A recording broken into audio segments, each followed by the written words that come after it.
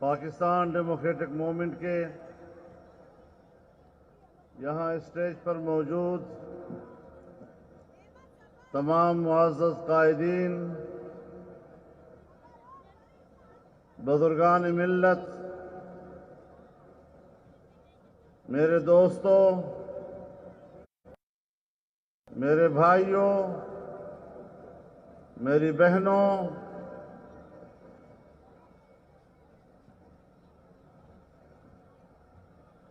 آج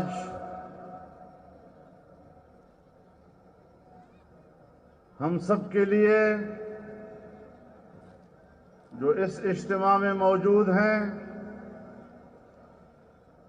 بڑی سعادت کی بات ہے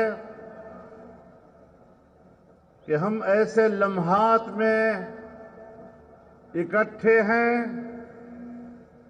جب ربیع الاول کا چاند بھی نظر آ گیا ہے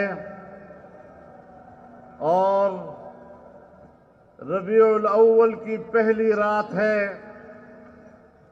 سب مل کر اس مناسبت سے جناب رسول اللہ صلی اللہ علیہ وسلم کی حضور درود شریف پڑھ لیجیے۔ اللہم صلی علی سیدنا۔ یہ پاکستان عشاق رسول کا پاکستان ہے۔ یہاں ناموس رسالت پر، ان کی ختم نبوت پر، ان کے صحابہ کرام اور اہل بیت اطہار پر فدا ہونے والے لوگ موجود ہیں، اور یہاں پر حسین کے پیروکار موجود ہیں جس نے کبھی بھی یزید کے اقتدار کو تسلیم نہیں کیا ہے۔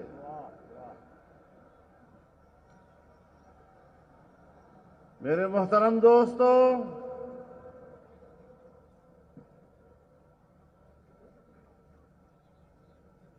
آج کی رات 18 اکتوبر ہمیں ان شہداء کی یاد دلا رہا ہے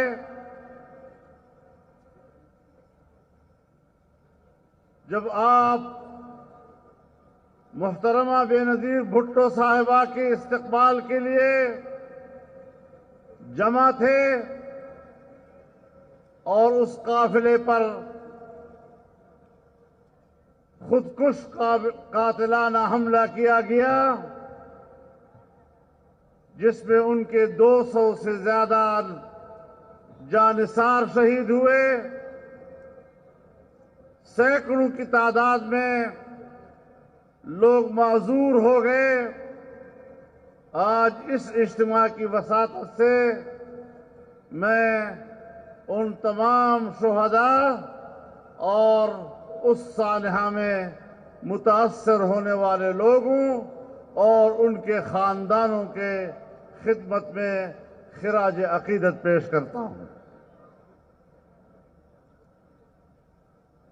میں آج آپ کا وہ قرض بھی چکانا چاہتا ہوں جب اسی مہینے کے آخر میں یہاں کراچی سے ہم نے آزادی مارچ کا آغاز کیا تھا اور آپ نے نہایت خلوص کے ساتھ اور محبت کے ساتھ اور بھرپور یکجہتی کے ساتھ ہمیں کراچی سے صرف رخصت نہیں کیا، پورے سندھ میں تمام راستوں میں آپ نے ہمارا استقبال کیا، پنجاب کی سرزمین نے ہمارا استقبال کیا، اور اسلام آباد میں 14 دن تک تمام قائدین ہمارے ساتھ سٹیج پر موجود رہے۔ آج مجھے موقع مل رہا ہے کہ میں آپ کا شکریہ ادا کروں اور آپ کا وہ حق ادا کر سکوں۔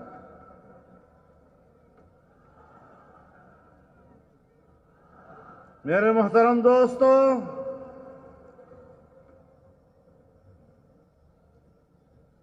پاکستان ڈیموکریٹک موومنٹ در حقیقت آزاد جمہوری فضاؤں کو بحال کرنا ہے۔ 2 سال سے ہم میدان کارزار میں ہیں۔ ہمیں مجبور کیا جا رہا ہے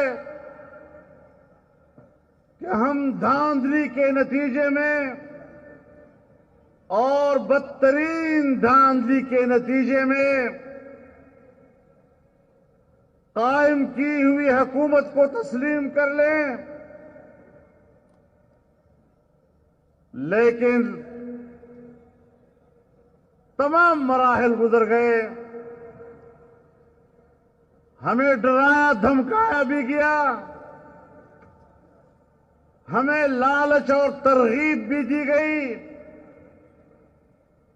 لیکن ہم نہ دھمکیوں سے مروب ہوئے، نہ کسی لالچ سے ہم متاثر ہوئے۔ آج بھی اپنے موقف پہ قائم ہیں اور اعلان کہتے ہیں کہ ہمیں یہ کٹ پتلی حکومت قبول نہیں ہے اور ہم اس کے ہاتھ پر بیعت کرنے کے لیے تیار نہیں ہیں۔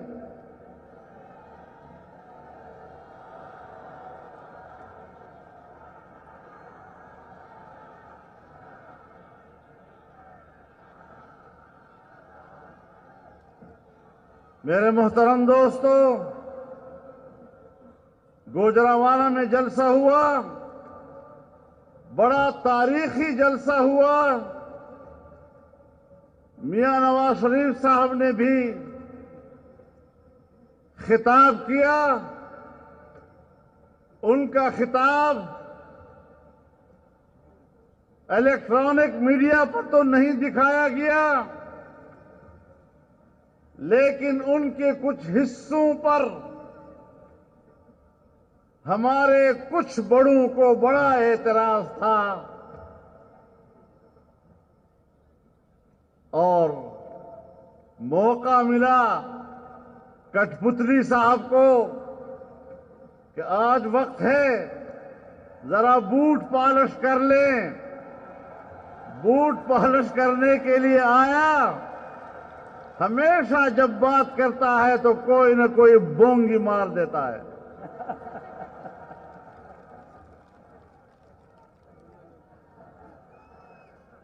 اب وہ کہنا تو یہ چاہتا ہے کہ خواجہ آصف نے اسمبلی کی ممبرشپ کیسے حاصل کی، اور اس رو میں جاتے ہوئے کہتا ہے کہ رات 8 بجے خواجہ آصف نے جنرل باجوہ کو فون کیا کہ میں ہار رہا ہوں، مجھے جتوا دو۔ تو باجوہ صاحب نے جتوا دیا۔ اس کا خیال نہیں آیا کہ میں انہی کے ہاتھوں سے کی گئی دھاندلی کا اعتراف کر رہا ہوں اور اس کی تصدیق کر رہا ہوں۔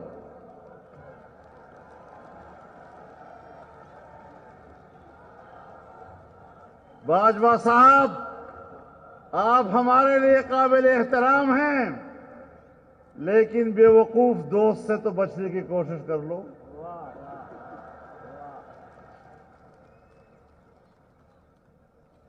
آج اگر آپ سے دنیا کو شکایت ہے تو اس کی شکایت ہم سے نہ کیجیے، اپنے ان احمق دوستوں سے کیجیے۔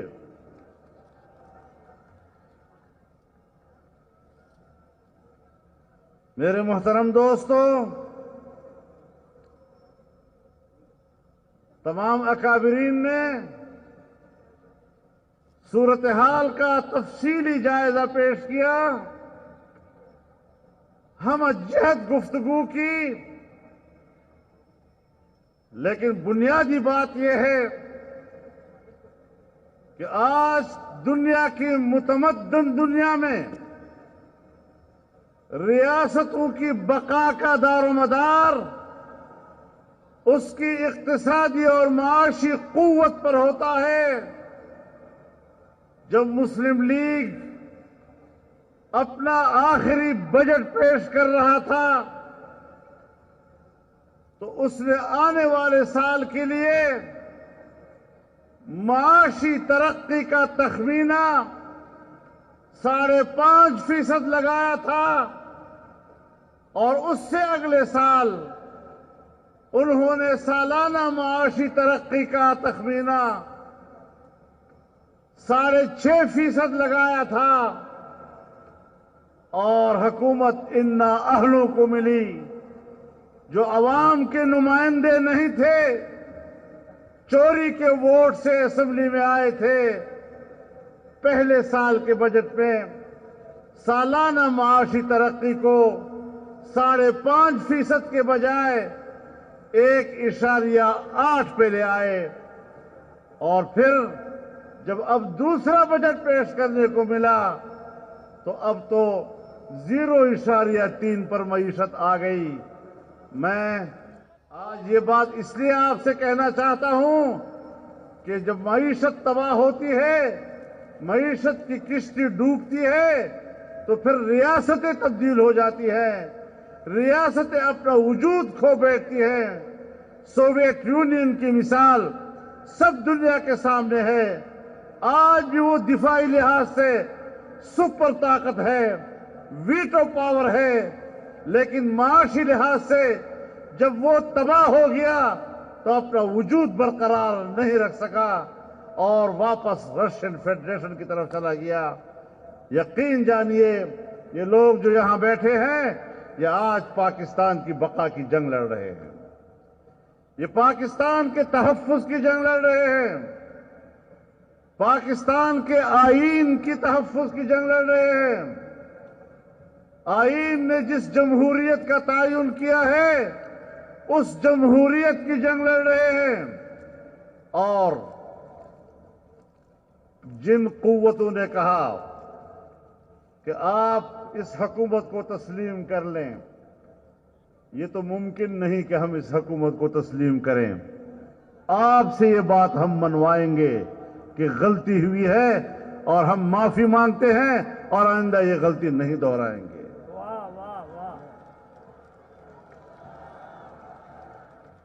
میں ایک پاکستانی ہوں، آپ بھی ایک پاکستانی ہیں، ہم سب کا اپنا ایک عزت نفس ہے، ہم اس ملک میں عزت نفس کے ساتھ جینا چاہتے ہیں۔ عزت نفس کو قربان کر کے ہم نے زندگی گزارنا نہیں سیکھا۔ میری نسبت برصغیر کے ان اسلاف اور ان اکابرین کے ساتھ ہے جنہوں نے 150 سال تک فرنگی استبداد کے خلاف آزادی کی جنگ لڑی ہے۔ 50,000 سے زیادہ علماء کرام سولیوں پہ لٹکائے گئے ہیں، اور جب جیلیں رک گئی تو سڑک کے کنارے درختوں پہ لٹکائے گئے، تمام مصیبتیں برداشت کی، لیکن آزادی کا علم بلند رکھا تھا۔ ہم ان کے وارث ہیں، اور انشاءاللہ پاکستان کے عوام کو حقیقی آزادی سے ہمکنار کرنے کا یہ علم سر بلند رہے گا، اور یہ سفر جاری رہے گا، اور یہ منزل ہم حاصل کر کے رہیں گے۔ میرے محترم دوستو، آپ خود اندازہ لگائیں، سب دوستوں نے اس کا ذکر کیا، 1 کروڑ نوجوانوں کو نوکریاں دینے والا خواب 26 لاکھ نوجوانوں کی بے روزگاری پر ختم ہوا۔ 1 کروڑ، کوئی خدا کا خوف کرے۔ جب سے پاکستان بنا ہے، سن 1947 سے لے کر آج تک، شاید ہمارے ملک کے کل ملازمین وہ ان کی تعداد 1 کروڑ تک نہ پہنچے، اس لیے اقتدار میں آتی ہی پہلے سال آپ کو 1 کروڑ نوکریاں دینے کی بات کر لی۔ کوئی عقل کی بھی بات ہوا کرتی ہے. جب 47 سال 72 سالوں سے پاکستان کے ملازمین کی تعداد آج بھی 1 کروڑ تک مشکل سے پہنچ رہی ہے، ایک دن میں آپ 1 کروڑ نوکریاں کیسے دیں؟ میرے نوجوان کو بھی سوچنا چاہیے کہ آنکھیں بند کر کے ایسے لوگوں پر اعتماد کیوں کیا جاتا ہے. میرے محترم دوستو، 50 لاکھ مکانات میں کہیں نہیں جانا چاہتا، میں صرف کراچی میں رہ کر بات کرنا چاہتا ہوں. کراچی والوں سے بات کرنا چاہتا ہوں کہ اہل کراچی آپ کو 50 لاکھ مکان کیا دیں گے؟ یہاں تو تجاوزات کے نام پر 50 لاکھ مکانات گرا دیے گئے ہیں اور لوگ بے گھر ہو گئے ہیں. انہوں نے کسی کو گھر کیا دینا ہے؟ ان کو بے روزگار کرنا آتا ہے، روزگار نہیں آتا. ان کو بے گھر کرنا آتا ہے، ان کو کسی کو گھر دینے کی توفیق نہیں ہو سکتی. ان میں اہلیت نہیں، ان میں صلاحیت نہیں ہے. تو میرے محترم دوستو،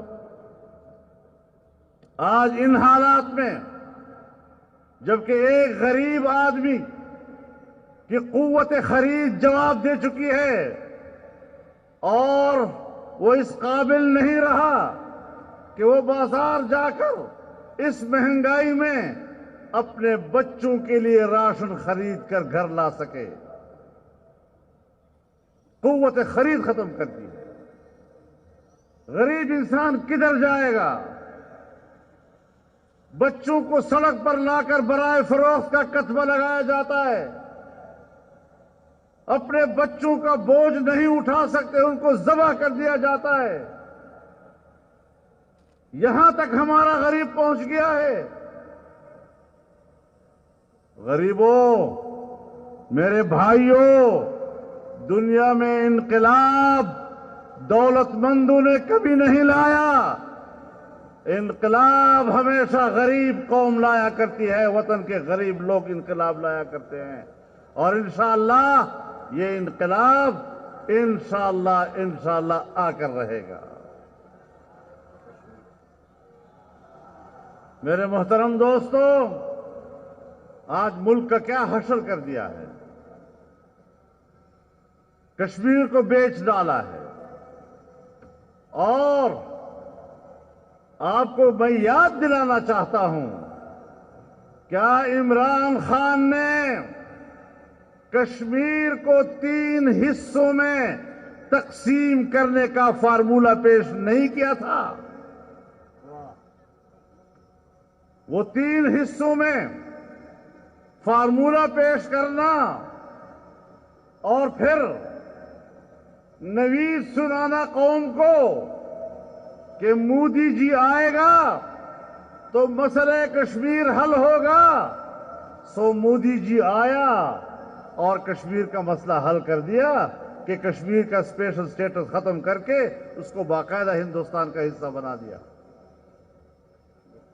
اور کشمیر کا سودا کر کے پھر مگرمچھ کے آنسو بہانے لگ گئے. تم کشمیر کے سوداگر ہو، تم کشمیر فروش ہو. ایک طرف وہ کشمیر ان کے حوالے کر دیا، دوسری طرف آپ گلگت بلتستان کا مسئلہ اٹھا رہے ہیں کہ اسے پاکستان کا ایک 5واں صوبہ بنایا جائے. ہم سمجھتے ہیں کشمیر پاکستان کا ہے، کشمیری پاکستانی ہے، گلگت بلتستان کا آدمی پاکستانی ہے. لیکن بہرحال 72 سالوں سے پاکستان کا ایک موقف رہا ہے، سلامتی کونسل کی قراردادوں کے حوالے سے، اقوام متحدہ کی قراردادوں کے حوالے سے.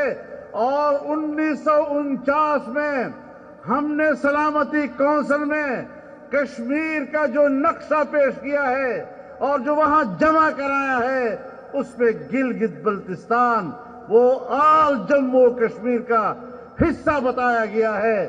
جب اس وقت آپ نے یہ موقف لیا تھا، آج جب آپ گلگت بلتستان کو اس سے الگ کریں گے، آپ بتائیں 72 سال کا آپ کا ریاستی اور مملکتی موقف کا کیا بنے گا؟ کیا کشمیر کا معاملہ ختم نہیں ہو گیا؟ ہم نے 72 سال کشمیریوں کے لاشوں پہ سیاست کی، ہم نے وہاں کی ماؤں اور بہنوں کی لٹتی ہوئی عصمتوں کے اوپر سیاست کی، ہم نے چھوٹے چھوٹے بچوں کے بلکتے ہوئے لاشوں پر سیاست کی، ان کے چہروں سے ٹپکتے ہوئے خون کے اوپر سیاست کی۔ آج ہم دنیا کو کیا پیغام دے رہے ہیں کہ اس ایک پاکستان کے لیے قربانی دینے والی قوم کے ساتھ ریاست پاکستان کی وفاؤں کا یہ عالم ہے۔ کوئی شرم و حیا نہیں ہے ہمارے پاس، کوئی پاکستان کی عزت و وقار نہیں۔ عالمی قوتیں اگر چاہتی ہیں کہ دنیا کا جغرافیائی نقشہ تبدیل کر دیا جائے، اس کے لیے خادم پاکستان سے پیدا ہوتے ہیں، پاکستان کے ادارے اس خدمت کے لیے اٹھتے ہیں۔ ان کشمیریوں کا کیا بنے گا؟ وہ کشمیری کہتے ہیں جی اے پی سی کی وجہ سے ہندوستان خوش ہو رہا ہے۔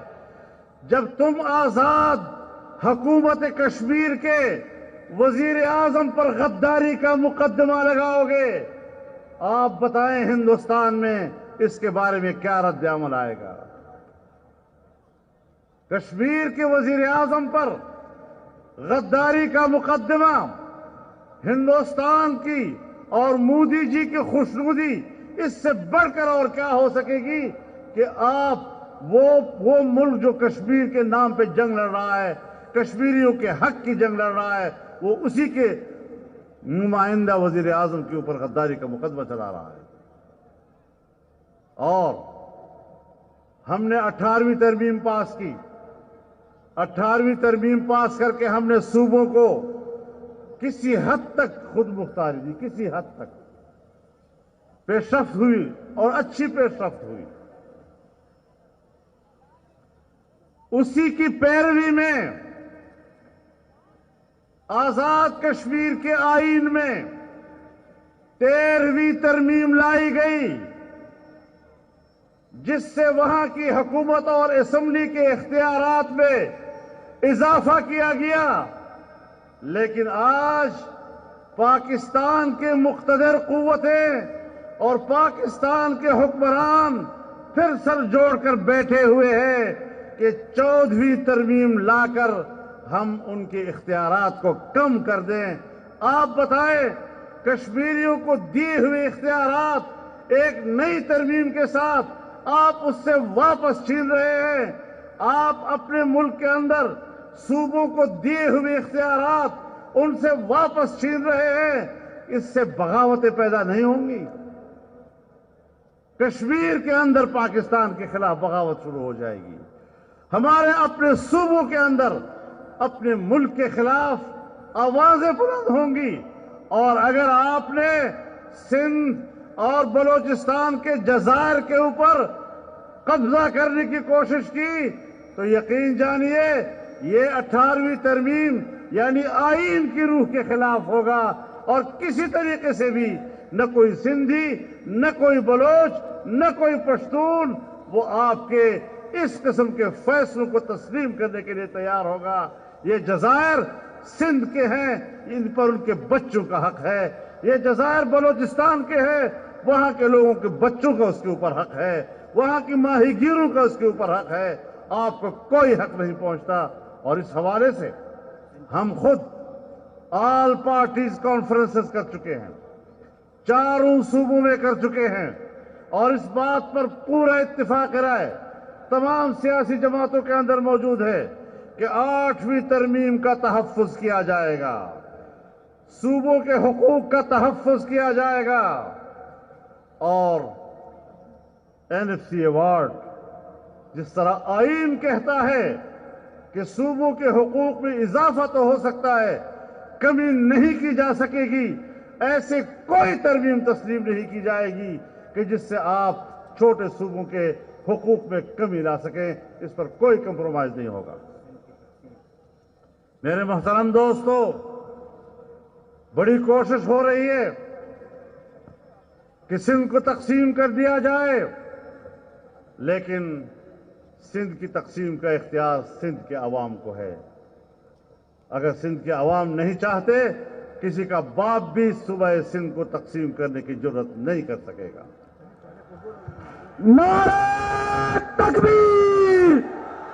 ایک نعرہ سندھ کھپائیں جمع ملن کھپے پاتا رکھائیں سندھ کھپائیں سندھ کھپائیں سندھ کھپائیں۔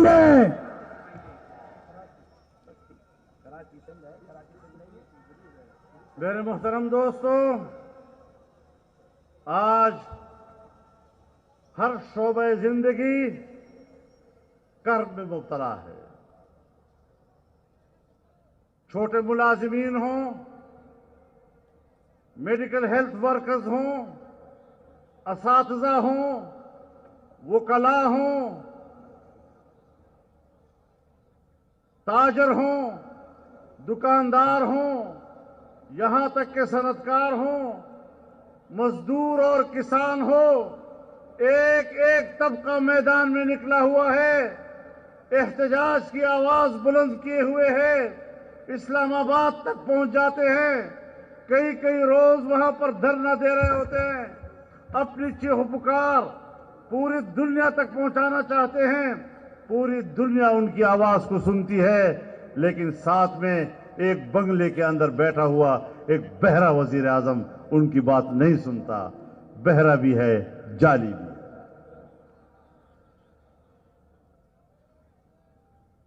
میرے محترم دوستو، ایک ناکام خارجہ پالیسی جس نے پاکستان کو تنہائی کی طرف دھکیل دیا ہے، وہ ہندوستان، وہاں پر بی جے پی کی حکومت تھی، واجپئی جی ان کا وزیر اعظم تھا، پاکستان کی معیشت مضبوط تھی، وہ پاکستان سے تجارت کرنا چاہتا تھا، وہ پاکستان آیا، مینار پاکستان پر کھڑا ہو کر اس نے پاکستان کو سلامی دی۔ ایک وہ حالت تھی جب ہندوستان آپ سے تجارت کرنا چاہتا تھا۔ آج بھی وہاں پر بی جے پی کی حکومت ہے، مودی جی وہاں کا وزیر اعظم ہے، اب بھی ان کا رویہ دیکھ لو کہ پاکستان کے ساتھ ان کا رویہ کیا ہے۔ وہ چائنا جس کی دوستی کو ہم ایسی دوستی سمجھتے تھے کہ ہمالیہ سے بلند، بحر الکاہل سے گہری، شہد سے زیادہ میٹھی، اور 70 سالوں کے بعد ہماری وہ دوستی ایک اقتصادی دوستی میں تبدیل ہو گئی۔ اس نے پاکستان میں 60 سے 70 ارب ڈالر انویسٹ کیے اور یہاں پر سرمایہ کاری کی، یہاں پر آپ کو بجلی گھر بنانے کے لیے انہوں نے آپ کو فنڈ عطا کیے، انہوں نے آپ کو یہاں پر مختلف مقامات میں صنعتی بستیاں آباد کرنے کے لیے مدد دی، آپ کو سی پیک دیا، آپ کو بین الاقوامی روٹ بن گئے عالمی تجارت کے لیے۔ لیکن اس تمام تر سفر کو آج اگر روکا ہے تو یہ کس نے روکا؟ اس گورنمنٹ نے روکا ہے۔ دوستی ضائع کر دی، اعتماد ضائع کر دیا، وہ تمام منصوبے خاکستر ہو گئے، اور اس طرح چین بھی اب ہمارے پر اعتماد کرنے کو تیار نہیں ہوگا۔ تو ہندوستان پہلے سے آپ کا دشمن، چین کا اعتماد بھی ٹوٹ گیا، اور افغانستان کا وہ پیسہ جب ہمارے 1 روپے کے مقابلے میں اس کا 1000 روپیہ افغانی کہلاتا تھا، آج اس کا افغانی روپیہ پاکستان کے روپے سے زیادہ مستحکم ہو گیا ہے۔ وہ بھی پاکستان کی طرف تجارت کا ہاتھ نہیں بڑھا رہا ہے۔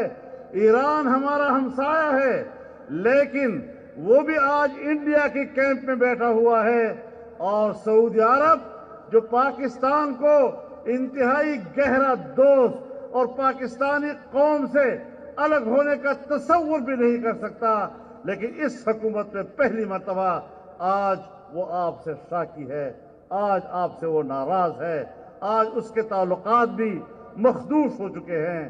آپ بتائیں کوئی ہے دنیا میں جس کو ہم نے اپنا دوست رکھا ہو؟ ہم اپنے خطے میں کیوں تنہا ہو گئے ہیں؟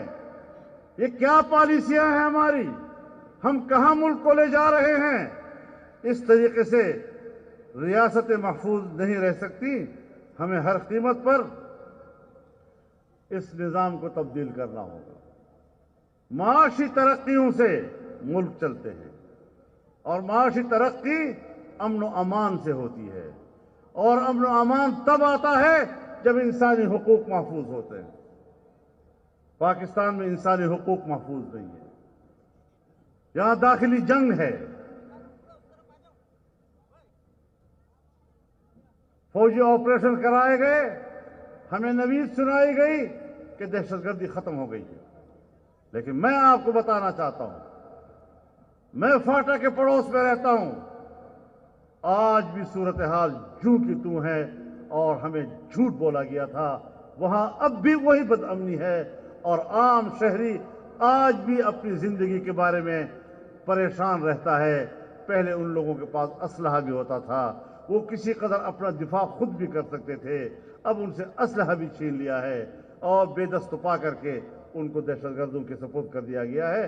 تو ایسی صورتحال میں آپ بتائیں کہ پاکستانی قوم کا غریب آدمی کدھر جائے گا؟ ہم نے تو واضح راستہ لیا کہ ہم پاکستان کے ساتھ کھڑے ہیں، پاکستان کے آئین کے ساتھ کھڑے ہیں، پاکستان کے جمہوری نظام کے ساتھ کھڑے ہیں، اور اپنی ممتاز شخصیات ان کی قربانیاں ہم نے دی۔ مجھ پر کتنے خودکش حملے ہوئے،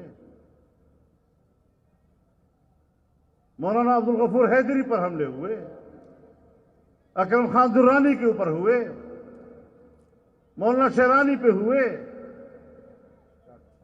ڈاکٹر خالد سونو سندھ میں شہید کر دیے گئے، کہاں کہاں قربانیاں نہیں دی گئی؟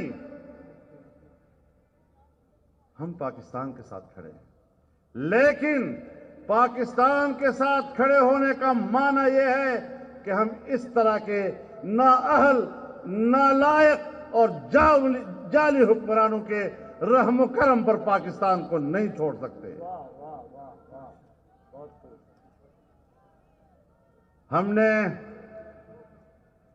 اپنا حق لے کے رہنا ہے، ہم نے عوام کو ووٹ کا حق واپس دلانا ہے، ہمیں ملک میں ایک جائز شرعی اور آئینی تبدیلی چاہیے، اور وہ ووٹ کے ذریعے ہوگی، عوام کی مرضی سے ہوگی۔ ہم پاکستان کو خون میں نہیں نہلانا چاہتے، ہم قربانی دے رہے ہیں لیکن پاکستان کو بچانا چاہتے ہیں، لیکن اپنے حق پر سودا کرنا کہ جس طرح کی مخلوق کو ہمارے گردوں پہ سوار کر دے، ہم جانور نہیں ہیں کہ آپ ہمارے سامنے جو چارہ ڈالیں ہم اس کو قبول کرتے جائیں۔ ہم باعزت اور محترم انسان ہیں، اگر کوئی ادارہ محترم ہے اور ان کے لوگ محترم ہیں تو ہم بھی محترم ہیں، ہمارے بغیر پاکستان مکمل نہیں ہو سکتا۔ پاکستان کے عوام کے بغیر پاکستان مکمل نہیں ہو سکتا، ان سیاسی جماعتوں کے بغیر پاکستان مکمل نہیں ہے۔ پاکستان اس صورت میں پرامن رہ سکتا ہے، محفوظ رہ سکتا ہے، مستحکم بن سکتا ہے، معاشی لحاظ سے ترقی کر سکتا ہے، جب تمام ادارے اپنے دائرۂ کار میں رہتے ہوئے فرائض سر انجام دیں۔ میں تو کہتا رہتا ہوں کہ فوج ہمارے لیے بہت عزیز ہے۔ فوج ایسی ہے جیسے آنکھوں کی پلکیں،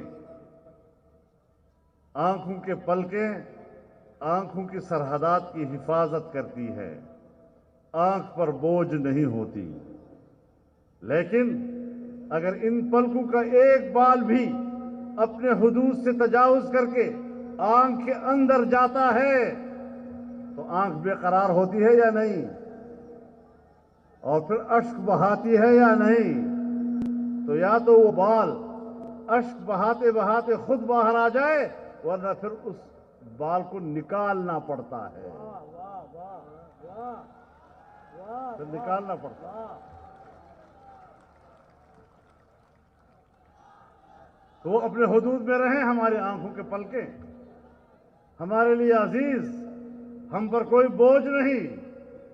وہ ملک کی دفاع کریں گے، ہم سلوٹ کریں گے ان کو، لیکن اپنے حدود سے آ کر میرے گھر میں آنا اور میرے گھر کا مالک بن جانا، میں اپنے گھر کے احاطے میں کسی کو مالک اور قابل تسلیم نہیں کر سکتا، تو پھر ادارے بھی اسی اصول کے اوپر چلنے چاہیے۔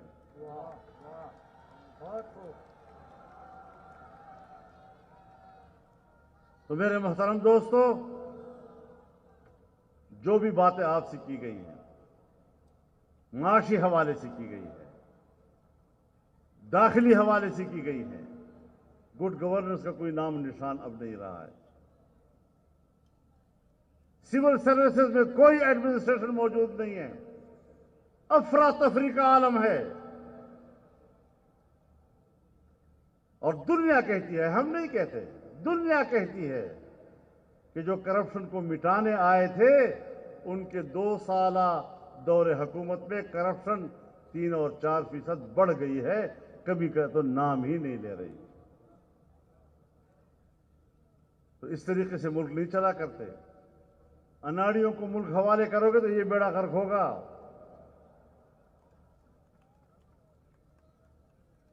تم نے لوگوں میں کہا یہ لوگ چور ہیں، چور ہیں، چور ہیں، چور ہیں، بدنام بھی کیا۔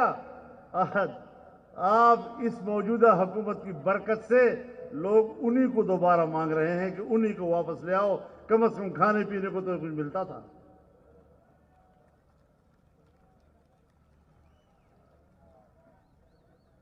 تو میرے محترم دوستو، ہم ایک میدان میں ہیں، ایک محاذ پر ہیں، اس محاذ پر ہم ڈٹے ہوئے ہیں، اور تمام سیاسی قوتیں ایک پلیٹ فارم پر ہیں، اور انشاءاللہ یہ جنگ ہم جیت کر رہیں گے، یہ حق ہم حاصل کر کے رہیں گے۔ پاکستان کی حفاظت ہوگی، اسلام کی حفاظت ہوگی، جمہوریت کی حفاظت ہوگی، آئین کی حفاظت ہوگی، اور اس مقصد کے لیے ہم نے آگے بڑھنا ہے۔ ہمارے اندر نظریاتی اختلاف ہو سکتے ہیں، لیکن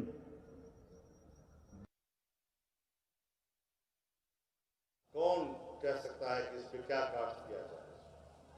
ہم اپنا حق لے کر رہیں گے، عوام کا حق لے کر رہیں گے۔ آپ انشاءاللہ دعا بھی کریں گے اور دوا بھی کریں گے۔ آپ کا جذبہ، آپ کا خلوص انشاءاللہ ایک نئی دنیا کو متعارف کرائے گا، ایک انقلاب۔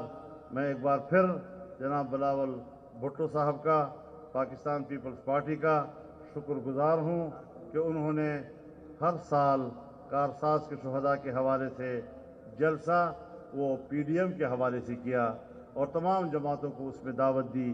انشاءاللہ 25 اکتوبر کو کوئٹہ میں بہت بڑا جلسہ عام ہوگا، عظیم الشان اجتماع ہوگا، اور اس کے بعد پورے ملک کے اندر یہ سلسلہ بڑھے گا۔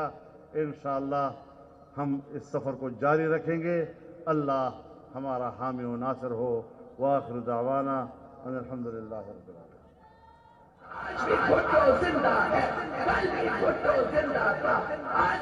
صرف ہکڑو ضروری اعلان PDM کے جلسے تو انشاءاللہ اپنے شیڈول کے مطابق چلیں گے۔ نومبر شہید علامہ خالد محمود سمرو کی شہادت کا مہینہ ہے، ہر سال ان کے یاد میں جلسہ ہوتا ہے 26 نومبر بروز جمعرات۔